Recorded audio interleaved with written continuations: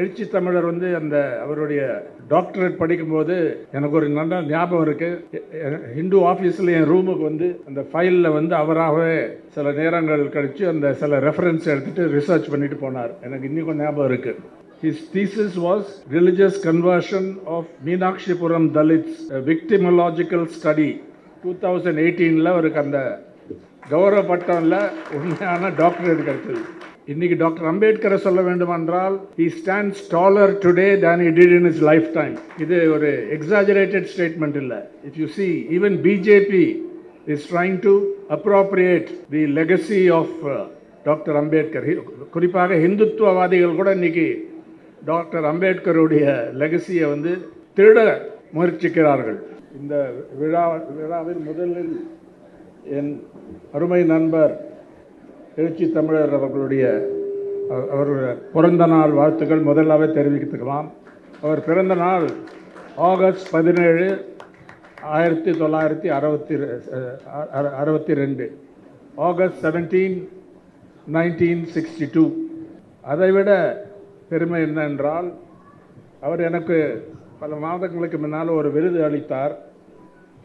அப்போ வந்து ரொம்ப சிறந்த ஒரு தத்துவத்தை தெளிவாகவும் ஆழமாகவும் எல்லாருக்கும், நான் அந்த மாதிரி கான்ஸ்டியூஷனல் வேல்யூஸை பற்றி நான் சமீப காலத்தில் கேட்டதே இல்லை. அன்றைக்கி கூட அவர்கிட்ட சொன்னேன், இன்றைக்கும் ஞாபகப்படுத்தினேன். ரொம்ப தெளிவாக இன்றைக்கி இந்தியா எப்படி இருக்க வேண்டும், இப்போ ஒன்றிய சர்க்கார் இந்துத்துவ கொள்கையில்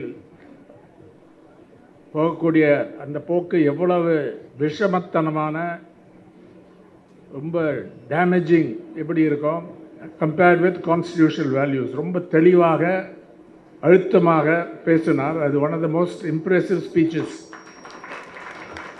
அவருக்கு இந்த விருது அளிக்கும் வாய்ப்பு எனக்கு கொடுத்தது, அதை மகிழ்கிறேன், பெருமை அடைகிறேன். ப்ரொஃபஸர் கண்ணன் என்னோட வந்து இது தொடர்பாக இந்த விழாவை பற்றி ப்ரீஃப் பண்ணிகிட்டு இருந்தார். அவர் எனக்கு அனுப்பிச்ச அந்த வார்த்தைகளை படிக்கலாம்னு நினைக்கிறேன். புத்தரையும் மார்க்ஸையும் ஒப்பிட்டு உள்வாங்கிய பாபா சாஹேப் டாக்டர் B.R. அம்பேத்கர் அவர்கள் முன்வைத்த தத்துவத்தை முழுமையாக உள்வாங்கி சமூக மாற்றத்தின் போராட்டத்தில் தன்னை முழுமையாக ஈடுபடுத்தி கொண்ட எழுச்சி தமிழர் முனைவர் திருமாவளவன் அவர்களுக்கு இந்த இது அப்படின்னு சொல்லி கிளியராக சொன்னார். எதற்காக இந்த விருது கொடுக்குறாங்கன்னு சொல்லி சொன்னார். ஒரு டீச்சர்ஸ் அசோசியேஷன் கொடுக்கக்கூடிய விருது வந்து ரொம்ப முக்கியமான விருது. ஏன்னா சுலபமாக கொடுக்க போகிறதில்லை, அதுக்கு அர்த்தம் இருக்காது. யாருக்கோ விருது கொடுக்குறாங்க, ஆனரரி டாக்டரேட்ஸ் கொடுக்குறாங்க, அதெல்லாம் இப்போது அது டிவேல்யூ ஆன இதுதான். ஆனால் இந்த விருது ஒரு ஆழமான கருத்து உள்ள ஒரு விருதாக தான் பார்க்க வேண்டும். ஏன்னா இட்ஸ் பீன் கிவன் ஃபார் தத்துவ பேரறிஞர், ஒரு ஐடியாலஜிக்கல் ஃபிலசாபிக்கல் சீரியஸ்னை காட்டக்கூடிய ஒரு விருது. அரசியல் தலைவர்களுக்கு அதிகமாக டைம் கிடைக்காது. ஆனால் எனக்கு தெரியும், எழுச்சி தமிழர் வந்து அந்த அவருடைய டாக்டரேட் படிக்கும்போது எனக்கு ஒரு நல்ல ஞாபகம் இருக்குது. ஹிந்து ஆஃபீஸில் என் ரூமுக்கு வந்து அந்த ஃபைலில் வந்து அவராகவே சில நேரங்கள் கழித்து அந்த சில ரெஃபரன்ஸ் எடுத்துகிட்டு ரிசர்ச் பண்ணிட்டு போனார். எனக்கு இன்னும் ஞாபகம் இருக்குது. His thesis was Religious Conversion of Meenakshipuram Dalits, a Victimological Study. 2018 அவருக்கு அந்த கௌரவ பட்டம்ல உண்மையான டாக்டரேட் கிடைத்தது. அதனால் இது கொடுக்கறது ரொம்ப பொருத்தமான இது. டாக்டர் பாபா சாஹேப் அம்பேத்கருடைய சென்டினரி செலிப்ரேஷன் பொழுது அன்றைக்கி இருக்கக்கூடிய ஒன்றிய அரசு, VP சிங் அரசு ஒரு centenary commemoration committee was constituted and I had the honor of being a member of this. அப்போ பல விஷயங்களை we learnt about Dr. Ambedkar. இன்னைக்கு டாக்டர் அம்பேத்கரை சொல்ல வேண்டுமென்றால், he stands taller today than he did in his lifetime. இது ஒரு exaggerated statement இல்லை. If you see, even BJP is trying to appropriate the legacy of doctor Ambedkar. குறிப்பாக இந்துத்துவவாதிகள் கூட இன்னைக்கு டாக்டர் அம்பேத்கருடைய லெகசியை வந்து திருட முயற்சிக்கிறார்கள். Why does he stand taller than he did in his lifetime? This is essentially because the deep-seated and central problems are spotlighted by his life, struggles, studies and experimentation in ideas. Adha mukkiyam. He experimented with ideas all the time. ஒரு கருத்தை வந்து வச்சு life இல்லை. He evolved his thinking. நான் Columbia University போகும்போது 1967ஆம் ஆண்டு journalism school, graduate school of journalism மாணவனாக போனேன். அப்போ தான் அங்கே இருக்கிற சில சீனியர் ப்ரொஃபஸர்ஸ் டாக்டர் அம்பேத்கரை பற்றி பேசுகிறாங்க. எனக்கு அப்போது I was in my 20s, எனக்கு அதிகமாக தெரியாது. அப்போது நேருவை தெரியும், ஆனால் டாக்டர் அம்பேத்கர் அப்போ தெரியாது. ஆனால் அந்த டீச்சர்ஸ் காலேஜில் இருக்கிற அங்கே அந்த ஃபேக்கல்ட்டி இருந்தது. He did his அந்த famous seminar of doctor Goldenweiser, அதை பற்றிலாம் கேள்விப்பட்டேன். And so his experimentation in ideas, I think that is one reason why his fame, his stature is what it is today. அவருடைய லைஃப்பை பற்றி நம்ம சொல்ல தேவையில்லை, ஆனால் எல்லாருக்கும் தெரிஞ்ச விஷயம் தான் இப்போது. பட் ஒரு uncompromising opposition, struggle against social injustice, இதுதான் அதோடைய ஒரு முக்கியத்துவம். ஈஸியாக சும்மா சொல்லக்கூடிய சூப்பர்ஃபிஷியல் சொல்யூஷன் ஏற்றுக்கொள்ளவர் இல்லை doctor Ambedkar. He wanted genuine change in society, which is I think what Dr. Thirumavalavan I think I was attracted by, and the idea தான். Preamble to the constitution every functionல கொடுக்கிறதுக்கு ஒரு ஆழமான அர்த்தம் இருக்கு. This takes me to Dr. Ambedkar's last speech in the Constituent Assembly. எவ்வளோ பேர் படிச்சிங்கன்னு தெரியல, படிக்கணும் கட்டாயமாக. 25th November 1949, Chairman of the Drafting Committee. இது ஒரு ரொம்ப முக்கியமான ஒரு ஸ்பீச்சாக தான் கருதுகிறேன். அன்றைக்கி இருக்கக்கூடிய members were surprised, some of them were shocked. ஏன்னா அவர் வந்து உண்மையாக சொன்னார், வெறும் வந்து செலிப்ரேட் பண்ணுறது மட்டும் இல்லை. He expressed his concern in his very last speech before the Constituent Assembly of India. அதில் என்ன சொன்னார்னா, he powerfully brought out the importance of understanding the interdependence of the principles of liberty, equality and fraternity. இது வந்து union of Trinity என்று வர்ணித்தார். The interdependence of the principles of liberty, equality and fraternity. சுதந்திரம், சமத்துவம், சகோதரத்துவம். He warned against internal threats to democracy and society, such as bhakti or hero worship. In irkilla society la politics la the hero worship of individuals. Dr. Ambedkar warned against the Indians he thought were obsessed with hero worship or bhakti in politics.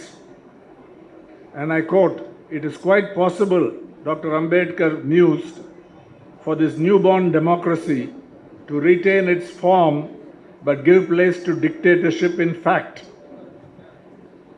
சர்வாதிகார் ஃபார்மில் வந்து ஜனநாயகம் இருக்கலாம், ஆனால் உண்மையில் ஆழமாக பார்த்தா சர்வாதிகாரம், authoritarianism, அந்த டேஞ்சர் இருக்குன்னு அன்றைக்கே சொன்னார்.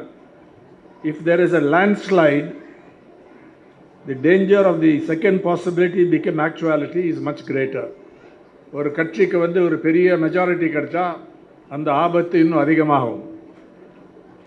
Equally important was Dr. Ambedkar's warning in this speech, in this last speech before the Constituent Assembly, against, இதுதான் அவருடைய இதில் most important core of his thinking என்று சொல்லலாம், அவ்வளோ படித்து he never stopped studying.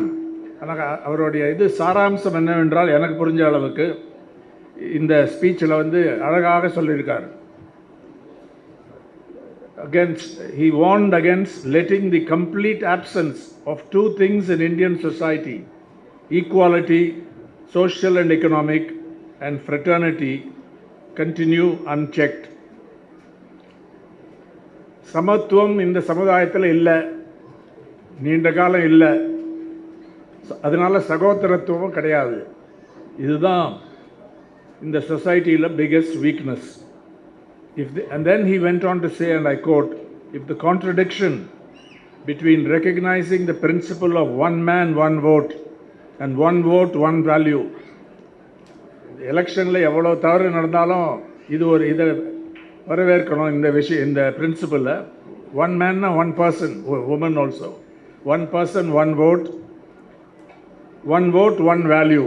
One vote only has one value. அது சரியானது தான். ஆனால் அதோடைய முரண்பாடு என்னவென்றால் denying the principle of one man, one value or equality in social and economic life. இந்த முரண்பாட்டை நீங்கள் சரியாக சால்வ் பண்ணலன்னா political democracy could not be expected to survive. So I think no other member of the Constituent Assembly highlighted this issue. They were all celebrating Nehru, Gandhiji அன்னைக்கு இல்லை, various others. They are also made great contributions. ஆனால் இந்த வீக்னஸை அவங்க புரிஞ்சு கொண்டு இதை spotlight பண்ண தவறி விட்டார்கள். அதனால தான் அந்த லாஸ்ட் ஸ்பீச்சோடைய முக்கியத்துவம் I think remains very important today. So Dr. Ambedkar asked, I continue to the quotation, how long shall we continue to live this life of contradictions? How long shall we continue to live this life of contradictions? இந்த முரண்பாடுகள் உள்ள வாழ்க்கையை எவ்வளோ நாள் நம்ம நடத்திட்டு போகிறோம்? How long shall we continue to deny equality in our social and economic life? வெறும் சமுதாய justice, social justice மட்டும் இல்லை doctor Ambedkar concerned. He also wrote on economic justice. And some of his ideas were very progressive, some of his articles, apart from his struggles. If we continue to deny it for long, we'll do so only by putting our politics, our political democracy in peril. நம்ம ஜனநாயக அரசியல் ரீதியில் இருக்கக்கூடிய ஜனநாயகத்துக்கு ஆபத்து ஏற்படும். We must remove this contradiction at the earliest possible moment, or else those who suffer from inequality will blow up, நான் code பண்ணுறேன், will blow up the structure of political democracy which this assembly has so laboriously built up. நான் சொன்ன மாதிரி அன்னைக்கு கேட்டவங்களுக்கு ஒரு shock தான் இது. ஏன்னா என்ன இந்த மாதிரி நெகட்டிவ் இது கொடுக்குறாருன்னு. பட் அதுதானே இன்னைக்கு உண்மை. Even today this contradiction in the முரண்பாடு, this has not been resolved. இதுதான் முக்கியம். And I think this is the central idea that எழுச்சி Tamizhar has been, after his work earlier, is attracted to him and has been taking forward, applying it to the specific conditions of today.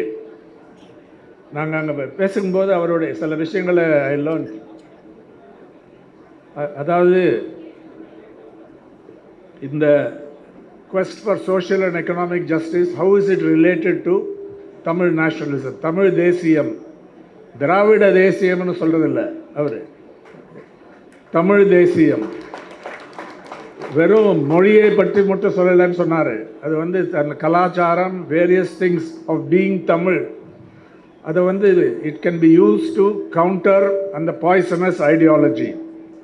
அதுதான் அந்த ரிலேஷன்ஷிப்னு இன்றைக்கி சில few மினிட்ஸில் he explain that. அதை பற்றி சில வார்த்தைகள் பேசுறதுக்கு ஐ ரிக்வெஸ்ட் ஹிம். அது அந்த ஐடியாவை கொஞ்சம் தெளிவாக சொன்னால் யூஸ்ஃபுல்லாக இருக்கும்னு நினைக்கிறேன். பல விஷயங்களை பற்றி இன்றைக்கி சொல்லலாம். ஆனால் here is somebody who is quite young, என்னை விட much younger, and I think younger even than our honorable retired justice. So he can work very hard as a leader of an important movement. இப்போ சரியான அலையன்ஸில் தான் இருக்கார். அவர் விசிக்கு மணிப்பூர் போனது. இன்னொரு விஷயம், இந்த டேட் சேஞ்ச் ஆனதுக்கு என்கிட்ட கூட்டு ப்ரொஃபஸர் கண்ணையன் வந்து அப்பாலஜைஸ் பண்ணார். தேவையில்லை, மணிப்பூர் போகிறது மோர் இம்பார்ட்டண்ட். அந்த ஸோ நாங்கள் அட்ஜஸ்ட் பண்ணிக்கிறோம். ஜட்ஜும் அதை தான் சொல்லிருப்பார் நான் நினைக்கிறேன்.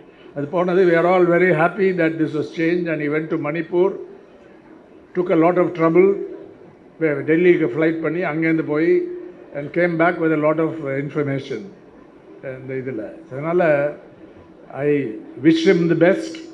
I congratulate Tuxa for choosing the right person to give the award, not to get the award, not give, to receive the award. And எல்லாருக்கும் நன்றி, வணக்கம்.